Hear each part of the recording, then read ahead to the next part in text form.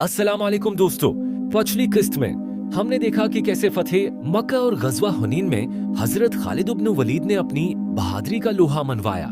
लेकिन सुन 11 हिजरी में तारीख इस्लाम का सबसे बड़ा सानहा रोनमा हुआ जब कायनात के सबसे सच्चे इंसान नबी करीम इस दुनिया से पर्दा फरमा गए।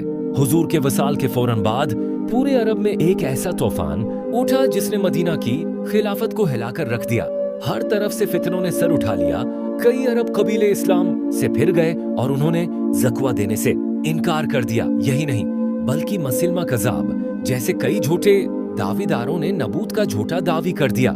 इस्लाम का मुस्तकबल खतरे में था और ऐसे नाजुक वक्त में पहले खलीफा हजरत अबू बकर सदीक ने एक ऐसा फैसला किया जिसने कफ्र की कमर तोड़ दी। उन्होंने फितनों को कुचलने के लिए 11 लश्कर तैयार किए और इन सब का सबसे बड़ा सिपा सालार यानी चीफ कमांडर एक बार फिर अल्लाह की तलवार हजरत खालिद इब्न वलीद को बनाया गया। अब खालिद बिन वलीद का सामना किसी आम दुश्मन से नहीं बल्कि 40,000 की उस वहशी फौज से था जो मसलमा कज़ाब के पीछे पागल हो चुकी थी। आखिर जंगी यमामा का वो होलनाक मार्का कैसे लड़ा गया, आइए जानते हैं आज की उस रौबदार वीडियो में।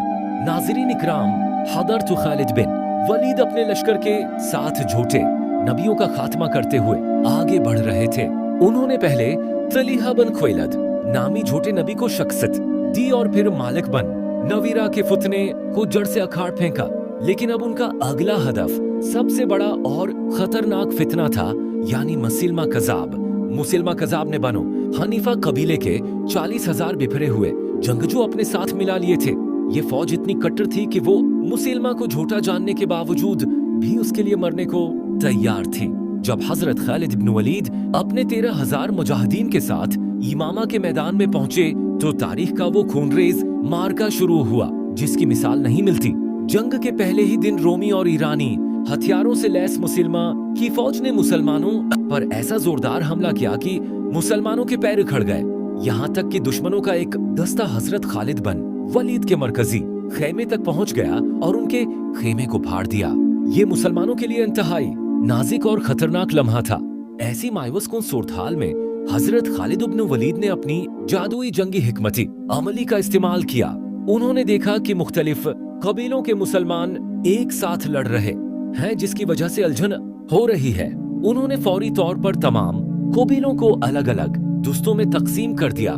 महाजरीन अलग, इंसार अलग और बदू अलग। उन्होंने पुकार कर फरमाया, आज हर कबीला अपने प्रचम तले अलग लड़ेगा ताकि हमें पता चले कि कौन बहादुरी दिखा रहा है और किसकी वजह से शिकस्त हो रही है। खालिद इब्न वलीद के उस हुक्म ने मुजाहिदीन में गैरत और जोश की आग भड़का दी। अंसार और महाजरीन के जवान एक दूसरे से आगे बढ़ने लगे। हदरत बरा बिन मालिक और साबित बिन कैस जैसे सहाबा ने नारा तकबीर बुलंद करते हुए दुश्मन की सफों पर खुदकश हमले शुरू कर दिए। खालिद बिन वलीद खुद अपने हाथ में चमकती हुई तलवार लेकर सफों के आगे आए और मुसलमा की फौज के बड़े बड़े जर्नीलों को चन चन कर मौत के घाट उतारना शुरू कर दिया। अब जंग का पांसा पलट रहा था और मरने मारने का वो खेल शुरू हुआ जिसने मैदानी यमामा को खून से लाल कर दिया। जब मुसलमानों का गुस्सा आसमान को छूने लगा तो मुसलमा कज़ाब की फौज के हौसले टूट गए और वो पीछे हटने पर मजबूर हो गए।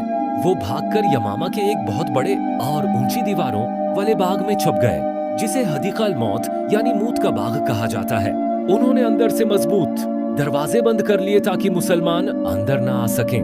अब मुसलमानों के लिए इस बाग के अंदर दाखिल होना नामुमकिन नजर आ रहा था। तभी तारीख का वो बेमिसाल वाकया पेश आया जिसने सबको हैरान कर दिया। हज़रत बरा बिन मालिक आगे बढ़े और उन्होंने मुजाहिदीन से फरमाया, तुम लोग मुझे एक बड़ी ढाल पर बैठाओ और अपनी नेज़ों के सहारे मुझे उस ऊंची दीवार के ऊपर फेंक दो। मैं अंदर जाकर अकेला इन हजारों दुश्मनों से लड़ूंगा और बाग का दरवाजा खोल दूंगा। मुजाहिदीन ने ऐसा ही किया। उन्होंने बरा बिन मालिक को दीवार के पार फेंक दिया। वो अकेले हजारों के मजमा में गरे शेर की तरह लड़े, गहरे जख्म खाए, लेकिन लड़ते लड़ते उन्होंने बाग का मरकजी दरवाजा अंदर से खोल दिया। दरवाजा खुलते ही हजरत खालिद बिन वलीद अपने मुजाहिदीन के साथ तूफान की तरह बाग के अंदर दाखिल हो गए। अब ये बाग वाकई मुसलमा कज़ाब की फौज के लिए मौत का बाग बन चुका था। हर तरफ लाशों के ढेर लग गए। उसी दौरान हजरत हमजा के कातिल वहशी बिन हर्ब ने, जिन्होंने इस्लाम कबूल कर लिया था, अपना वो तारीखी नेजा लहराया और पूरी ताकत से मुसलमा कजाब की तरफ फेंका। नेजा मुसलमा के सीने को चीरता हुआ बाहर निकल गया और वो वहीं तड़प कर मर गया। मुसलमा के मरते ही फितना अर्तिदाद का हमेशा के लिए खात्मा हो गया।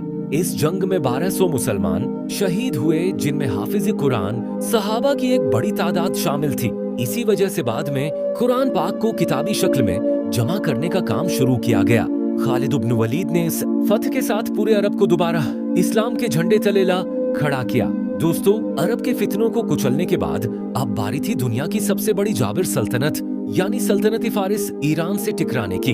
अगली किस्त में हम देखेंगे कि कैसे हजरत खालिद बिन वलीद ने ईरान पर चढ़ाई की और जंजीरों वाली जंग में ईरानियों को अबरतनाक शिकस्त दी। अगली किस्त के लिए सब्सक्राइब करें और कमेंट में सिर्फ अल्लाह जरूर लिखें। अल्लाह हाफिज।